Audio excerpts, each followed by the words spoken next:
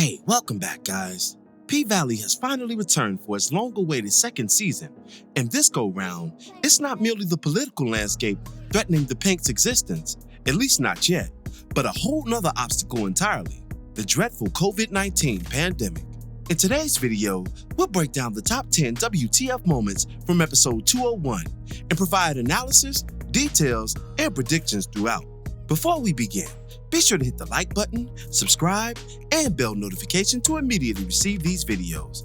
Also, big thank you to all of my channel donors. If you'd like to be the next one, drop $1 on that Cash App for us. And lastly, a spoiler alert is now in effect for all things P-Valley. Here we go. WTF moment number 10. Welcome to Pussyland. The episode begins with an unnamed man seeking an escape from an overactive household in the midst of the now infamous COVID-19 pandemic. The man, who if you look closely is Rufus from R. Kelly's 33-part opera Trapped in the Closet, feigns a store run in order to justify his release and is met by a fork in the road, one pointing to a billboard of Pastor Patrice Woodbine's new church, desecrated by graffiti, and the other pointing to a new car wash of the carnal persuasion, an alternative to the Pink in the midst of hard times due to the pandemic. Quickly making his decision, Rufus opts for the car wash and is met by an explicit scene upon entry, including caged exotic dancers, uncaged automotive detailers, and perhaps most outrageously, a reignited Uncle Clifford in full uniform, presenting his main attraction, the legendary Mercedes. Proving to be too much for the patron, he makes his dashboard pay for his lustful excursion, with the helpful Clifford nearby to provide wet wipes and, of course, free wings. WTF moment number 9.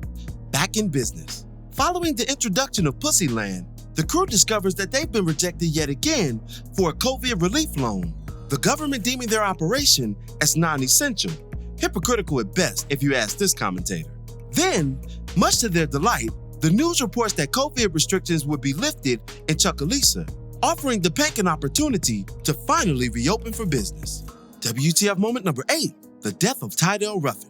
During the same news broadcast detailing the lifted restrictions, the crew are informed that Mayor Tydell Ruffin has transitioned due to the deadly virus. The loss would have major implications throughout the episode for our characters, as Ruffin's replacement is bent on honoring his legacy, a legacy that's in direct opposition to the Pink's plans. The mayor's death was really a blow from a viewer perspective as well, as his tirades throughout the first season were hilarious, and following how things ended for him, it would have been interesting to see how he might have responded. But as it stands, it's a new mayor in town, one far more sinister than the first if season 1 was any indication. WTF moment number 7. Been a long time, shouldn't have left you. Lil Murder and DJ Never Scared are reintroduced to us working on his next hit following the success of his latter 2 records. He's apparently spent the pandemic hustling in addition to his musical endeavors, including serving one of the most infamous personalities in modern black cinema. See Queen and Slim for more details on that. Murder is most notably shown going through his messages to Clifford, messages that have gone unanswered for months in the aftermath of their falling out and the pandemic itself. Though trying to maintain his front, he'll miss the time spent with his former muse, and it remains to be seen if they'll reconcile this time around. WTF moment number 6. Bloodstained Paradise. Clifford and Big L are shown putting the finishing touches on the Paradise Room, an area that was murderously defiled in the finale of last season. Upon startling her business partners, Autumn notices the unrelenting blood seeping through the walls and urges them to paint the room red in order to further hide the evidence. WTF moment number 5. The funeral. Beloved Mayor Tydell Ruffin is laid to rest by his family, the latter decked out in his signature lime green colors to commemorate his emphatic Southern style. Andre, previously encouraged by Eloise, serves as his godfather's 6th pallbearer and also gives a eulogy of sorts despite their rough ending last season. WTF moment number 4. The diamond in the rough. Keyshawn finesses her way out of the house and from under her insecure baby daddy for a store run. During the impromptu outing, she runs into none other than Diamond, the man who offered her comfort last season throughout her abusive ongoings with Derek, and the same man whose kindness she repaid by pulling a gun on him in the epic conclusion of Murder Night. Key attempts to apologize for her transgressions against Diamond, but the former Pink bouncer rebukes her efforts. Then, he confirms that Derek's liberal use of the N-word inspired the near-fatal beating placed upon him, a revelation that Keyshawn couldn't bring herself to believe, which is typical for the unfortunate few in her position. She then tries to return Diamond's necklace from last season, but to no avail. WTF moment number 3, politics as usual.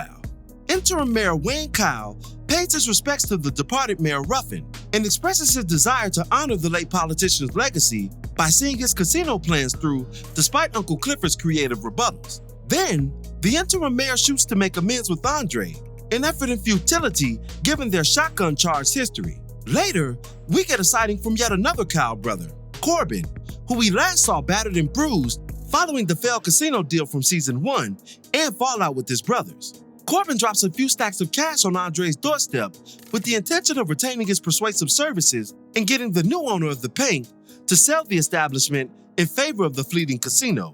Dre reluctantly accepts Corbin's offer, having previously been laid off by Promised Land due to the pandemic and in need of more resources in light of his wife's daily struggles. WTF moment number 2, auditions. Autumn stresses the need for new blood at the Pink on the brink of reopening.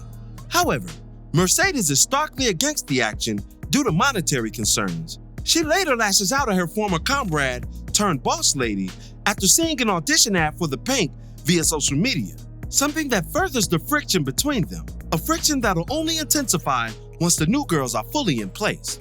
And WTF moment number 1, a show on the road. Lil Murda tries to enlist Keyshawn's services yet again, this time for a club tour throughout the South. She initially turns him down. However, considering her own circumstances, which essentially has her locked down twice, she agrees to get out on the road with her musical business partner, freeing herself from Derek's abusive clutches while simultaneously pursuing her own dreams of stardom. Fingers crossed for Miss M.I. Crooked Letter. Some lingering thoughts before we end today's video. P-Valley is really contextualizing the pandemic this season, giving the audience a glimpse of the inherent struggles of a strip club trying to navigate the new normal. Each character was uniquely reintroduced to us, along with their respective hardships in surviving the unknown, something we all had to experience and are just now barely licking our wounds from. The death of Mayor Tydale Ruffin further drove home the reality of the coronavirus pandemic, as many, including us as viewers, have either lost someone directly or know someone who lost their life indirectly to the unfortunate virus. It was a nice touch by the showrunners to depict Rufus as choosing between the sacred and the profane prior to entering the outlandish Pussyland. He's literally parked at a fork in the road and chose carnality as most would in his situation. I mean, who could really resist a car wash, hot wings, and titties? Lesser men had folded for worse and didn't necessarily have the backdrop of a global pandemic to assist their capitulation. Autumn's prior expertise as a corporate accountant will definitely come back into play this season, especially with the looming conflict developing between her and Uncle Clifford regarding the fate of the Pink. It served her well throughout season 1 while moving money like bricks under various surnames, and now on the side of legality, it'll be essential to her pending villain arc. Assuming it comes into fruition, of course. Montavious did say that it's the pretty ones, after all, that get away with murder. We'll see how she plays her cards now that she's the owner of the newly revitalized club. Speaking of Montavious, I wonder how his Delta-devoted gang, spoken of in the season 1 finale, will factor into his potential death and disappearance. The Pink and politics may not be the only thing Autumn has to wrestle with this go-round, as there's unfinished food on her plate, and you know the South requires that it's fully consumed before moving on completely. P-Valley season 1 found Autumn fleeing an abusive partner and losing a child. I wonder if Keyshawn potentially is headed down a similar path with Derek. She's already creeping up on the doorway of unlimited opportunity, and her home life is really the only thing standing in the way of her dreams. Her agreed tour with Lil Murda may just be the first step towards a new life, and a dangerous one once Derek loses his domineering influence over her. We'll see how it goes down in the valley for the second time. And lastly, Andre and Autumn have had their share of ups and downs throughout this story, but do y'all think he's finally gonna hit that this season? Hashtag clap them cheeks in the comments if you believe those two will consummate their unholy relationship this season. And that'll do it for this one. What were your thoughts on Pussyland? Be sure to drop me your opinions in the comments below. As always, I thank you for watching today's video. If you liked today's video, go ahead and drop $1 on that Cash App for us, hit the like button, share it with your friends who are fans of P-Valley, and subscribe for more content such as this. This is Rudy P. Magic of Rudy P. Magic Beats, and have a blessed one until the next one. Peace, y'all.